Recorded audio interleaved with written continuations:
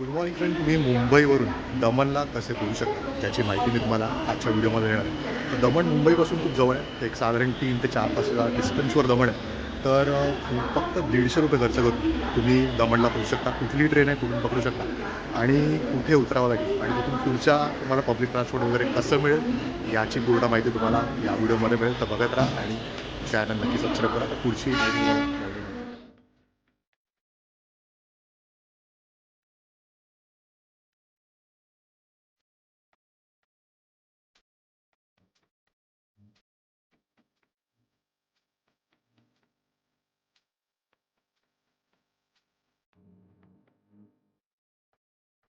सध्या मी आहे दादर स्टेशनला आणि दादर स्टेशनवर दमणला जायला आपल्याला पहिलं वापीला पोचावं लागतं. तर मी 19015 ही सौराष्ट्र एक्सप्रेस ही ट्रेन पकडली आणि इथून साधारण मी 9:30ला सुटते दादरवर आणि वापीला पोचेपर्यंत 12:30 होतात. 3 तासाचा हा प्रवास आहे आणि वापीवरून पुढे आपल्याला दमणची जर्नी ती करावी लागते.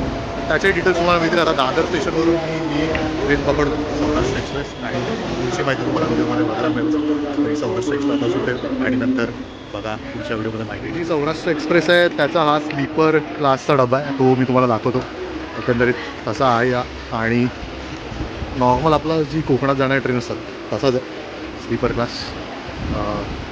प्रॉपर सगळ्या एक्झॅक्टली तसंच आहे, काय चेंज असं नाही आहे. आणि साईड अप्पर साईड लोवर आणि ह्या 3 इकडच्या सीट आणि ओव्हरऑल अशा प्रकारे ही दमणला जाणारी ट्रेन आहे. दमणला नाही वापीला आपण जाणार आहोत.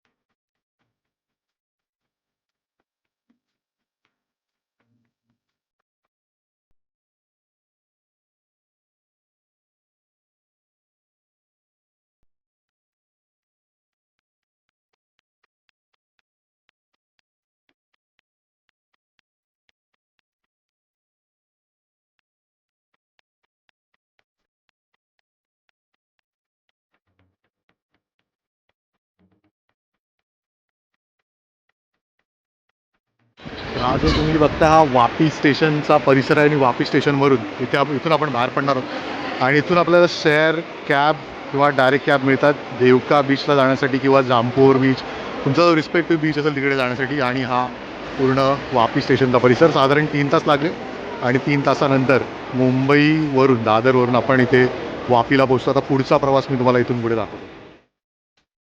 साधारण 3 तासाची जर्नी करून आपण जवळपास एक 12-12:30च्या आसपास इथे वापी स्टेशनला पोचलो आणि बघितलं असेल तुम्ही व्हिडिओमध्ये ही ट्रेन बोरिवली त्याच्यानंतर पालघर या साईडसारख्या स्टेशन थांबली, डहाणू सफाळे, तर यासारख्या स्टेशनवरून तुम्ही तुमचा वापीचा जो प्रवास आहे तो पूर्ण करू शकता.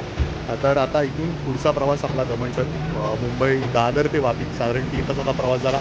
9:30ची ट्रेन होती आणि 12:30ला मी वापीला पोचलो आणि वापीवरून आता पुढे आपलं जे हॉटेल आहे तिथे आपण चाललो आहे. तर तोही प्रवास मला बाय द वे बघायला मिळेल. तर बघा.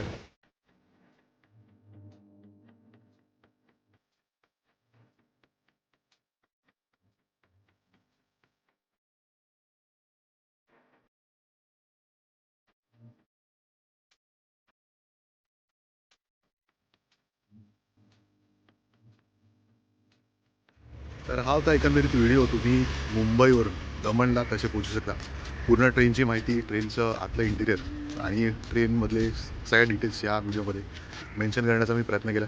₹150 ट्रेनचं तिकीट होतं आणि तेथून पुढे वापीला उतरल्यावर तुम्हाला रिक्षा मिळतात. शेअर कॅब्सही अवेलेबल आहेत. तर फक्त ₹50 घेऊन तुम्हाला इथे हे देवका बीच आहे माझ्या मागे, तर देवका बीचला आणून सोडतात. जर डायरेक्ट रिक्षा हवी असेल तर साधारण 250 ते 300मध्ये ते घेतात आणि जर तुम्हाला कॅब हवी असेल प्रायव्हेट तर साधारण 400 ते 500 रुपये घेऊन तुम्हाला ते देवका बीचला आणून सोडतात. एकदम मस्त आहे. मुंबईचा मरीन ड्राईव्ह आठवला, पण मरीन ड्राईव्हपेक्षा खूप चांगल्या प्रकारे स्वच्छता आणि चांगला बनवला आहे. तर इथे देवका बीचला तुम्ही येऊ शकता. तर आता पुढे दमणमध्ये तुम्ही कुठे राहू शकता याचीही माहिती मी तुम्हाला ह्या व्हिडिओमध्ये देणार आहे. प्लस तुम्ही दमण तुम्हाला एका दिवसात एक्सप्लोअर करायचं असेल तर त्याची माहिती येणाऱ्या काही पुढच्या व्हिडिओमध्ये तुम्हाला मिळणार आहे. तर तोपर्यंत चॅनल बघत राहा आणि सबस्क्राईब करा चॅनलला. तोपर्यंत लिव्ह लव्ह अँड एक्सप्लोअर असेच काही माहितीपूर्ण व्हिडिओ तुम्हाला बघायला मिळतील चॅनलवर. अक्कलकोटसारखा व्हिडिओ आपला खूप चालला आहे, तर त्या व्हिडिओलाही लाईक शेअर सबस्क्राईब करा. तुमच्या कमेंट्स येऊ द्या त्याच्यावर.